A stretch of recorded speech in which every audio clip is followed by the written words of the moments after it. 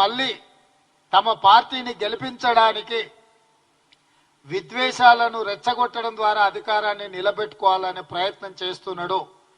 ఇట్లాంటి పరిస్థితులలో మీరు మణిపూర్లో జరిగిన సంఘటనలు చూసిరు.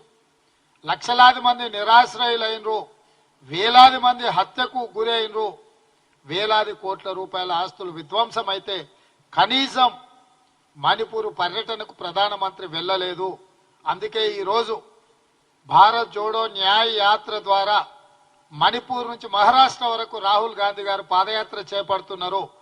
సర్వం ఈ దేశం కోసం త్యాగం చేసిన కుటుంబము గాంధీ కుటుంబము.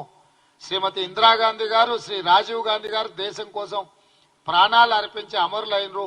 వారిని ఆదర్శంగా తీసుకొని ఈరోజు శ్రీ రాహుల్ గాంధీ గారు భారత్ జోడో న్యాయ యాత్రను చేపడుతున్నాడు. రాహుల్ గాంధీ గారి లాంటి నాయకుడు ఈ దేశానికి ప్రధానమంత్రిగా అవసరం ఉన్నది. మరి రాహుల్ గాంధీ గారిని ప్రధానమంత్రిగా చెయ్యాలి అని అంటే తెలంగాణ రాష్ట్రంలో పార్లమెంట్లు సీట్లన్నీ గెలవాలి. మీరు అనుకోవచ్చు ఎందుకు బీఆర్ఎస్ గురించి, కేసీఆర్ గురించి కాంగ్రెస్ పార్టీ ఈరోజు పెద్దగా మాట్లాడతలేదని. ఆ పార్టీ రాష్ట్రం లేదు, సచ్చింది. తెలంగాణ ప్రజలు ఆ పార్టీని బొంద పెట్టిరు.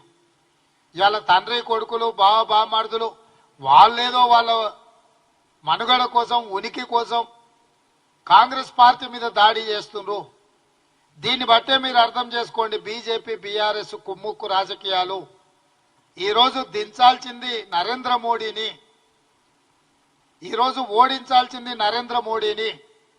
ఈరోజు దేశానికి ప్రమాదకరంగా మారింది బీజేపీ ప్రభుత్వం. కానీ నిన్న మొన్న ఈ మధ్యకాలంలో బిల్లా రంగాలు మాట్లాడుతున్న మాటలు మీరు చూడండి. బీజేపీని పల్లెత్తు మాట అనకుండా కాంగ్రెస్ మీద పరుషమైన పదజాలం వాడుతున్నారు. కాంగ్రెస్ ఉండడమే మంచిది కాదన్న ధోరణిలో మాట్లాడుతున్నారు. నేను అడుగుతున్న బిల్లా రంగాలను, ఈ దేశంలో కాంగ్రెస్ పార్టీ ప్రభుత్వాన్ని ఏర్పాటు చేయకపోతే ఎవరు అధికారంలోకి వస్తారు? నరేంద్ర మోడీనే కదా. మరి కాంగ్రెస్ రాకుండా నిలువరించాలని మీరు చేస్తున్న ప్రయత్నము మూడోసారి ఈ దేశానికి నరేంద్ర మోడీని ప్రధానమంత్రిని చేయడానికి మీరు చేసుకున్న చీకటి ఒప్పందం ప్రజలకు అర్థం అవుతలేదని మీరు అనుకుంటున్నారా?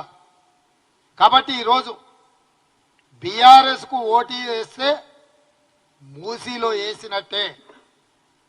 ఇవాళ మోడీని, బీజేపీని నిలువరించాలి అని అంటే అది కాంగ్రెస్ పార్టీతోనే సాధ్యమవుతుంది.